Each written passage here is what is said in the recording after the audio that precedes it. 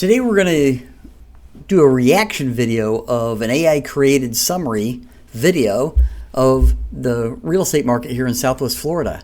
I used Notebook LM and plugged in I think about 10 different sources, everything from our local board statistics for what's going on here in Southwest Florida to Zillow and Realtor.com, the MLS, some documents that I had also summarizing the real estate market plugged in. I think there was about 10 different sources.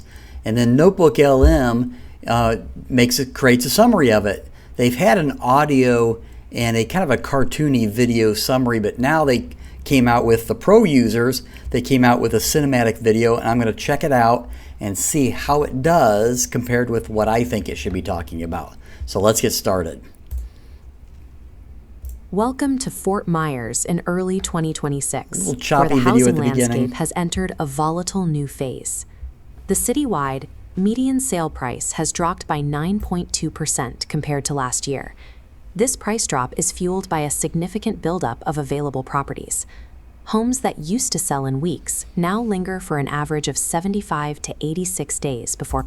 And again, what it's doing here is it's lumping both the condo market and the single-family home market together, creating a little bit of a distorted view. It's going to correct that here in a little bit, but initially it doesn't differentiate, and the markets are very, very different right now. Finding a buyer. For anyone looking to enter the market, this environment creates a specific kind of dread. Buyers are staring at sliding prices and piling inventory, worried they are catching a falling knife.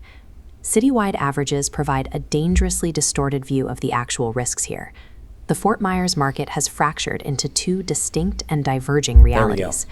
In this environment, a low purchase price is often a poor indicator of true affordability. The primary danger today is selecting the wrong type of property, regardless of when you close the deal.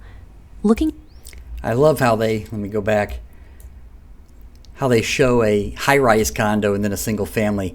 The vast majority of our condos here in Southwest Florida are two-story buildings. The guidelines are a little bit different as far as structural integrity inspections, a little bit different between high-rises and the smaller condos, but AI has chose to show us this picture. The deal. Looking at median prices over the last 12 months reveals a significant split. The unified market trend has divided into two asset classes moving in opposite directions. The first path represents single-family homes, showing resilience with only a slight dip. The second path belongs to the condominium market, showing a steep plummeting trajectory driven by heavy price cuts and massive unsold units. Blending these two extremes together creates the vague, optimistic. Massive, heavy, well, some of that can be true, but very, very dramatic. Statistics often used in generalized real estate marketing. Relying on these combined metrics can lead a buyer directly into a financial trap. Effectively navigating the 2026 market requires evaluating houses and condos as entirely separate investment categories. There we go. Leverage has shifted back to the buyer. The era of waiving inspections and enduring frantic bidding wars has ended.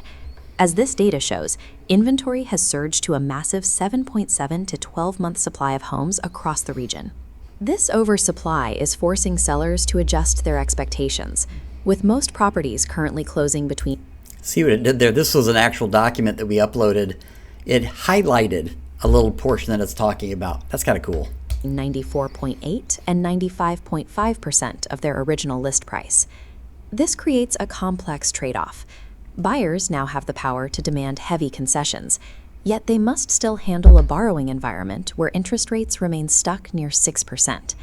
A strategic buyer treats extended days on market as a weapon. They use the seller's time on market to force credits that subsidize the high cost of borrowing through mortgage rate buydowns. And again, when you're putting an offer in on any property, you're going to run into sellers that are priced too high. Their property is going to sit, and you have a lot more.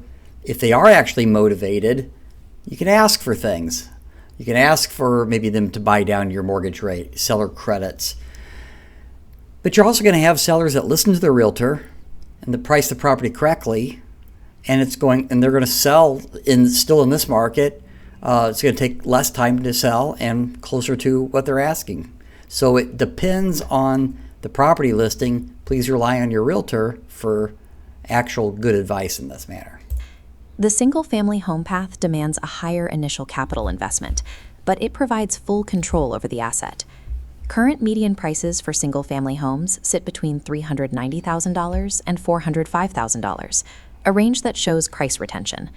The inventory supply for this sector is approximately 5.2 months. Remember when it told you everything was horrible, but now they just said that in the single-family market, 5.2 months. And again, a lot of my numbers show 7 months of inventory, 7.5 months inventory. Anything between 5 and 6 months is considered a balanced market. So things are horrible, but single family is a balanced market. And in the numbers that I'm looking at, it's not quite there, but getting close. So anyway. Placing it in a healthy and merely balanced market state. The primary benefit here is total autonomy. Owners decide on the timing of maintenance and can shop for individualized insurance policies rather than being tied to a group plan. This sector's strength rests on solid economic drivers, including consistent population growth and a stable job market in healthcare and technology. Accepting a higher barrier to entry is a defensive move that stabilizes your capital against regulatory shocks that you cannot control. The condo market looks tempting due to entry prices slashed into the $260,000 to $305,000 range. These discounts reflect a massive oversupply, with a 9.7-month supply of units saturating the market. This sector contains a significant financial trap. Upfront savings are being eroded by severe structural financial headwinds. State laws now mandate milestone inspections for condo buildings that are 3 living floors or taller. Ensure structural integrity, forcing homeowner associations to fully fund their reserves immediately. For buyers, this means surging monthly HOA fees and massive, unpredictable special assessments over which you have no control. As this chart illustrates, an attractive purchase price can be quickly overshadowed by escalating mandatory fees over a very short timeline. Buyers in the 2026. Now, we still have condo communities that are financially have trouble, but we also have a lot of condo communities that they're past that. We had this is 2026. Hurricane Ian was 3 years ago now, a little over 3 years. And a lot of these condo fees increasing came about by higher insurance costs. It's a lot more complicated than that. But what the AI doesn't get and may not know is we've had an increase of insurance companies coming back to the condo market. I just got a call today from a former client of mine who bought a condo not that terribly long ago. His condo fees actually went down, and significantly, and he attributed most of it for a better insurance rates. So yes, it's correct. In the past 3 years, we've had surging condo and HOA fees in this market, reserve issues, and then for the taller condos, they have new regulations that they have to go through, which is really honestly all very good. But going forward, we see a little different story in the condo market, whereas we've got some pretty good prices and the fees are stabilizing or even going down. So AI still paints it as a dire picture. It's less dire than what it is painting. Again, each condo community is different. Condo market are taking on an association's regulatory debt disguised as a deep discount. This decision flowchart maps out the best strategies based on your specific financial goals and life situation. We will start with the first profile, the local upgrader or the relocating family looking for a primary residence. The definitive recommendation for this group is to target single-family homes exclusively. Use the current 86-day average market time to your advantage. Force sellers to provide. The problem with that is the 86-day days on market is a combined number with single family and condos, but it's saying that this is a single family market strategy. Your single family market's closer to 60 days. So little inaccuracy there. Provide closing cost credits, then use those funds to pay down your interest rate. Waiting for a citywide market crash is a losing strategy in the single-family sector. You can create your own affordability by aggressively negotiating the terms of the deal. The second profile we will examine covers the snowbird or lifestyle buyer who prioritizes resort amenities and low-maintenance living. You can proceed with the condo market provided you carry out extreme financial due diligence. Before closing, you must demand a full disclosure of the HOA's structural reserves and verify the status of their mandatory milestone inspections. Make the deal contingent on these findings. It absolutely should be contingent on those findings. We have a rider for condominiums asking the seller to provide a current budget, the current financials, rules and regulations, the declaration of condominium. You can even ask for meeting minutes, so you can see what the board's actually talked about in the last 12 months. So you should absolutely do your due diligence in that regard, 100%. If the reserves are underfunded or inspections are behind schedule, walk away immediately. A maintenance-free lifestyle is only truly stress-free if the association's balance sheet is as solid as the building's physical structure. Yep. Our final profile is the ROI investor, focused strictly on cash flow and long-term appreciation. Most investors should avoid the Fort Myers condo market entirely. The oversupply. But here's the thing. Condos have always been a poor, pure investment. That's not saying that the second home buyer who buys a condominium and rents it out to cover some of their operating expenses for the year, that's a good strategy that a lot of people use.